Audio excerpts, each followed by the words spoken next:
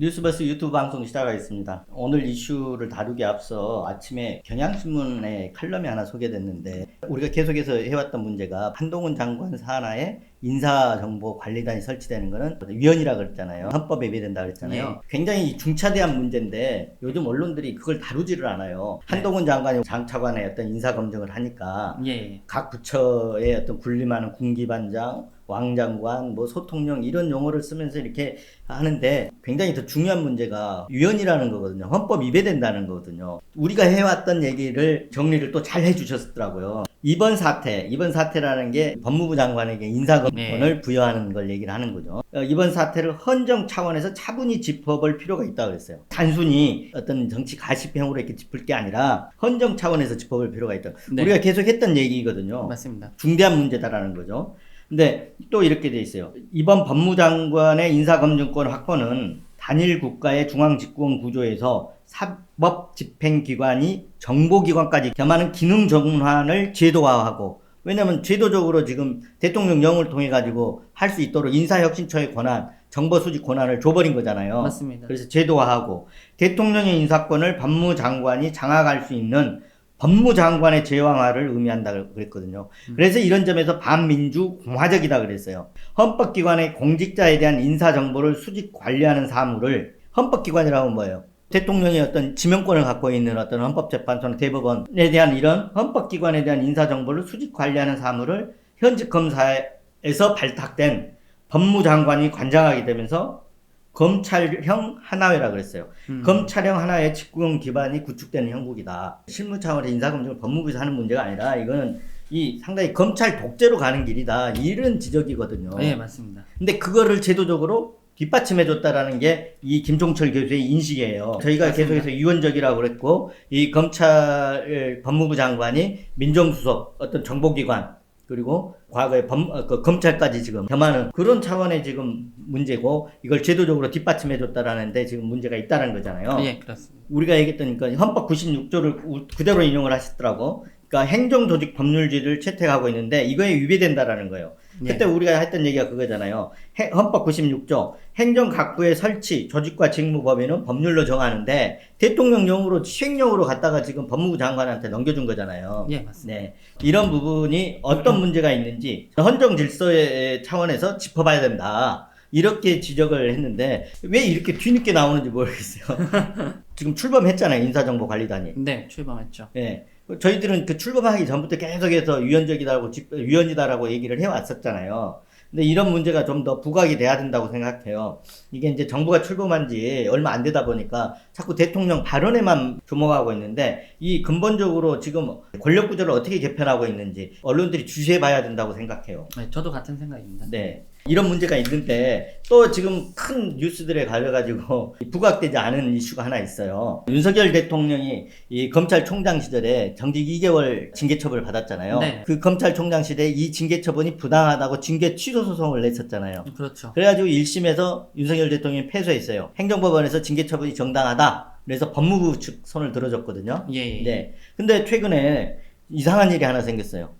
1심에서 법무부가 이겼잖아요. 그렇죠. 이겼는데 이긴 변호사를 법무부 장관이 해임을 시켜버린 거예요. 왜 해임이 됐는지 정 기자 좀 알죠? 어제 통화해봤잖아요. 네, 이제 네. 두 분이 해임이 되셨는데 한 네. 분은 이제 이옥형 변호사, 네. 그리고 한 명은 이제 위대훈 변호사. 네네. 네, 두 분이 해임이 되셨는데 이옥형 변호사 같은 경우에는 이제 3일, 네. 3일날 이제 법무부에서 카톡으로 이제 법무차관 이노공 차관이 이제 해임을 통보를 했다고 합니다. 카톡으로 해버렸어요. 네, 카톡 통보를 한 거죠. 소송 대리인 해임 통보할 때는 해임 통지서를 내야 되는 거 아니에요? 맞습니다. 보내야 되는 거 아닌가요? 그렇죠. 그래가지고 이제 이옥훈 변호사가 반발을 했고, 네. 그래서 이런 정식으로 문건을 보내라, 네. 문서를 보내라라고 하니까 질질 끌리다가 이게 언론 보도화가 6월 7일부터 되기 시작을 했거든요. 네네. 그래서 6월 8일날 네. 이제 실제로 문서가 왔고, 네. 그래서 이옥훈 변호사가 자기는 그냥 더 이상 뭐 다투고 싶지 않아서 사임을 했다고 합니다. 이분이 근데 이제 해임하려고 했던 이유는 뭐였냐면 네. 지금 법무실장 법무실장이 네. 이제 이런 소송 업무 같은 거 총괄을 하니까 네. 그래서 네. 이상갑 실장의 친동생이기 때문에 네. 뭐 이해충돌 소지가 있다라는 취지로 이제 해임을 원래 하려고 했던 것 같습니다. 상식적으로 재판 네. 진행 과정에서 이해 상충이 있을 만한 얘기는 없는 것 같다라고 네. 저는 개인적으로는 생각을 하고 많은 뭐 법조인들도 그러니까 지금 네. 법무부는 이제 윤 대통령이 징계 소송을 냈기 때문에 피고 입장이잖아요. 예, 맞습니다. 피고 입장인데 그러면 원고하고 이해관계가 같아야 이게 이해충돌이 있는 거 아니에요? 피고 즉 대리인인데. 그렇죠. 그래야 이해충돌이 되는 거 아니에요? 맞습니다. 근데 지금 그건 아니잖아요. 그렇죠. 그런 상황인데 이런 이유를 댔다고 하고요. 네네. 위대훈 변호사는요? 그 위대훈 변호사 같은 경우는 이제 6월 7일 날 네. 재판부에 의견서를 냈다고 합니다. 이게 행정소송이지 않습니까? 행정소송의 2심이죠, 지금. 네, 이제 행정소송 같은 경우는 원래 민사소송법을 준용을 해가지고 진행이 되지 않습니까? 그래서 민법상에 이제 네. 특별대리인 제도라는 게 있는데, 예를 들면 어떤 법인과 법인에 소속돼 있는 이사 간에 이제 이해관계가, 그러니까 상반된 이해관계를 가질 경우에는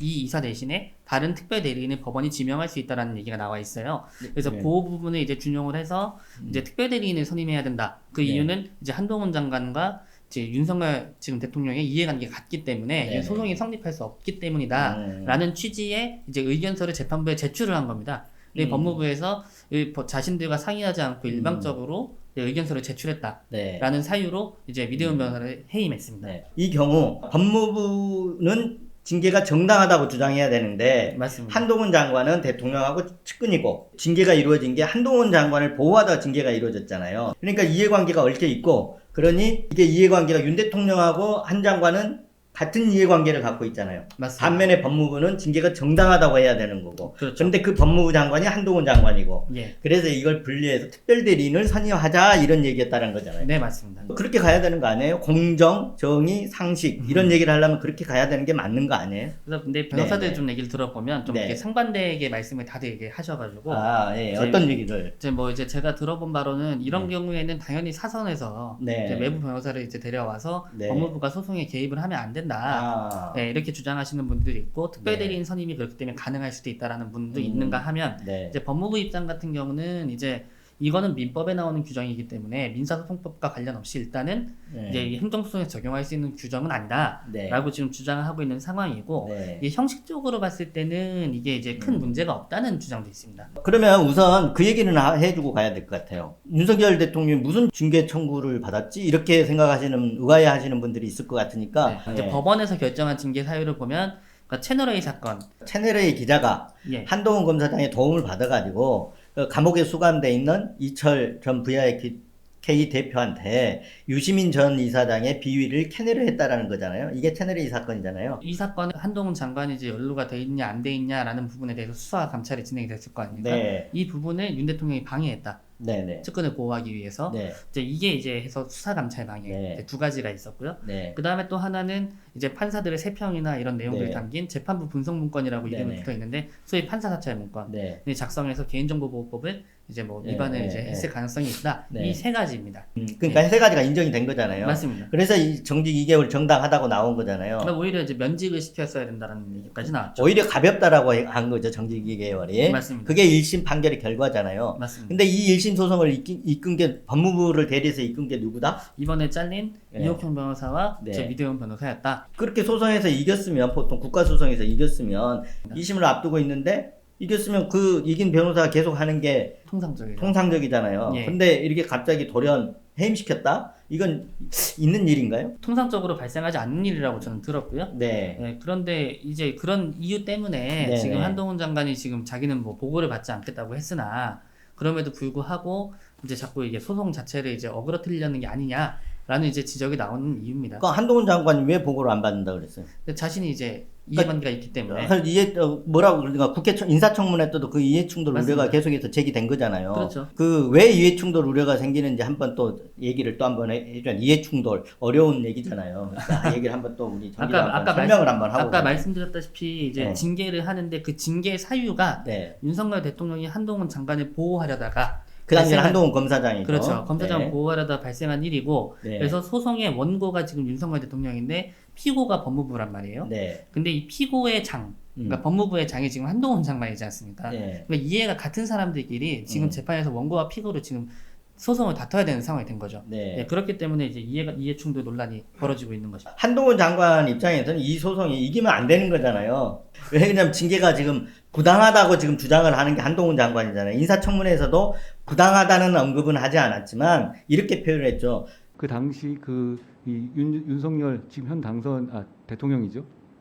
대통령을 둘러싼 그 징계 국면은 많은 국민들이 보셨다시피 윤석열 대통령을 찍어내기 위한 어떤 과정이었다고 보는 게 합리적인 네. 이미 사회적 평가가 내려진 됐고요. 것이라고 저는 생각합니다. 예, 부당하다라고는 얘기는 하진 않았지만 한 장관의 인식은 어떤 부당하다 이렇게 보고 있는 거죠 지금. 그렇죠. 그렇기 때문에 이해관계가 지금 그러니까 법무부는 1심에서 정당하다는 승소 판결까지 이끌어냈잖아요. 그렇죠. 근데 한동훈 장관은 부당하다고 해야 되는 거잖아요 지금. 자기 생각이 그렇죠. 예, 그냥 홍길동 전이 생각나지 않아요? 이기고도 이겼다고 할 수도 없고 그렇죠. 이겨야 한다고도 할 수 없는 이 소송이잖아요. 당연히 이겨야 하는 소송임에도. 그래서 본인이 보고받지 않겠다고 했는데 그래서 네. 차관한테 이 이제 소송에 대한 전반적인 걸 넘겼는데 이게 사실 차관도 이제 이해관계가 없다고 할 수가 없거든요. 예. 뭐 개인적으로 봐도 이제 윤 대통령이 1997년에 성남지청 예. 검사를 할 때 인호공 차관하고 같이 카풀을 했다고 해요. 네. 이제 그만큼 이제 개인적으로 이제 친분이 있는 사이인데 이건 네. 특수관계죠.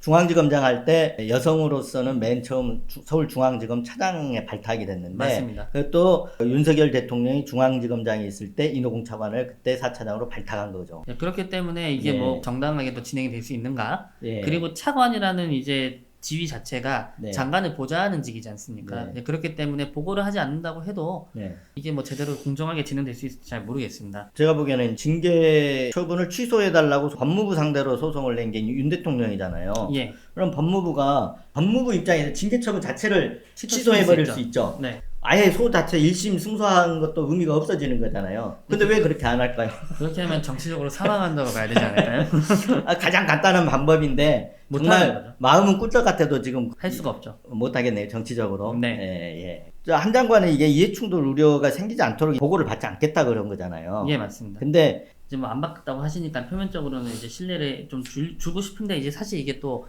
윤석열 대통령 징계 사유들을 보면은 그때도 그랬어요. 자기는 채널A 사건의 수사에 대해서 지휘하지 않겠다. 보고받지 않겠다. 저 부장회의로 넘긴다 그랬잖아요. 예, 이제 그래놓고 부장회의에서 결국에는 이제 조정이 뭐 이렇게 돼가니까 생각지 않은 방향으로 보려고 하고 압수수색도 하고 하니까 갑자기 수사 전문 자문단을 또 소집했잖아요. 그 과정들에서 이제 감찰과 수사 방해를 했다라는 게 지금 징계 청구돼 있는 맞습니다. 사유잖아요. 그러면 지금 이제 법무부에서는 어떻게 이끌어갈 것 같아요? 지금 사실은 이제 같이 이제 소송을 진행을 했던 이제 공익법무관 분이 한 분 계세요. 네. 이제 공익법무관은 이제 다들 아시겠지만 대체복무죠. 대체복무라는 거라서 굉장히 젊은 변호사가 이제 지금 네. 이거를 지금 소송 대리를 혼자 하는 것으로 네. 이제 나의 사건 검색에는 그렇게 나옵니다. 네. 예, 근데 이제 여러 변호사들한테 제가 좀 물어보니까 굉장히 우려 섞인 시선이 많았어요. 이제 왜냐하면 로스쿨 나와서 경험이 좀 적다 경험이 좀 보니까. 적기 때문에 네. 이런 이제 소송을 이제 끌어갈 수 있겠느냐. 그렇죠. 그런 이런 우려가 거죠. 좀 있습니다. 물론 이제 대부분의 사건들은 이제 공익법무관이 할 수도 있겠지만 네. 큰 사건들, 첨예한 사건들 같은 경우는 네. 이제 신경을 써서 이제 사선 변호인한테 사건을 주는 경우가 많다고 하더라고요.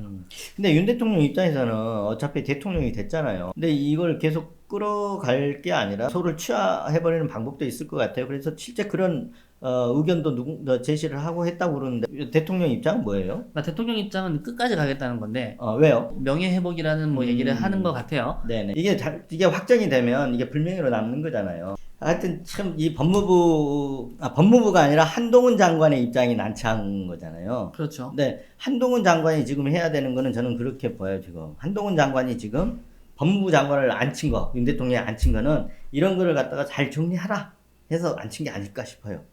뭐 그렇게 생각하실 수 있을 것 같습니다.